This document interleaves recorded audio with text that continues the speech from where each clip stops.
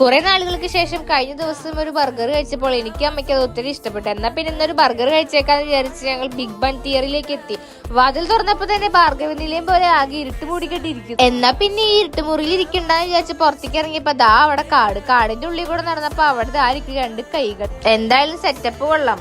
Friends ആയിട്ട് family ആയിട്ടൊക്കെ വന്നിരിക്കാൻ പറ്റിയ സ്ഥലമാണ് കേട്ടോ. പിന്നെ വർത്താനം പറഞ്ഞ അവിടെ നീണ്ട ഒരു കാത്തിരിപ്പ് തന്നെയായിരുന്നു. അല്ലെങ്കിലും വിശപ്പങ്ങ് ഉച്ചയിൽ വന്ന് നിൽക്കുമ്പോഴാണല്ലോ ഫുഡ് വരാനായിട്ട് ഇത്രയും ടൈം എടുക്കുന്നതും. കാത്തിരുന്നും അടുത്ത അറ്റ്ലീസ്റ്റ് കുറച്ച് ഫ്രഞ്ച് ഫ്രൈസ് കൊണ്ടുത്തരുന്നത് ഞാൻ ആ ചേട്ടനോട് ചോദിച്ചു. ഇനിയും വൈകിപ്പിച്ചാൽ സംഭവം വഷളാകുമെന്ന് മനസ്സിലാക്കിയിട്ടാകണം ബർഗർ തന്നെ ആദ്യമേ കൊണ്ടുതന്നിട്ടോ. നട്ടുച്ചയ്ക്കുള്ള ഈ വിശപ്പിൽ ബർഗർ കഴിക്കുന്ന ഒരു അബദ്ധമല്ലേ എന്ന് വിചാരിച്ചാലും നിരാശപ്പെടാൻ എന്തായില്ല കേട്ടോ. കാരണം അടിപൊളി ടേസ്റ്റ് ആയിരുന്നു ബർഗർ. നല്ല ജ്യൂസി ആൻഡ് സോഫ്റ്റ് ബർഗർ ആയിരുന്നു കേട്ടോ. അങ്ങനെ അത് കഴിച്ച് പകുതിയായപ്പോഴാണ് ആ ചേട്ടന് സ്റ്റാർട്ടർ പറഞ്ഞ കാര്യം ഓർമ്മ വന്നതെന്ന് തോന്നുന്നു. അങ്ങനെ പിന്നെ അതൊക്കെ കഴിച്ച് വീണ്ടും ഞാൻ കല്ലും മുള്ളും നിറഞ്ഞ വഴികളിലൂടെ കൈ കഴുകാൻ പോയി.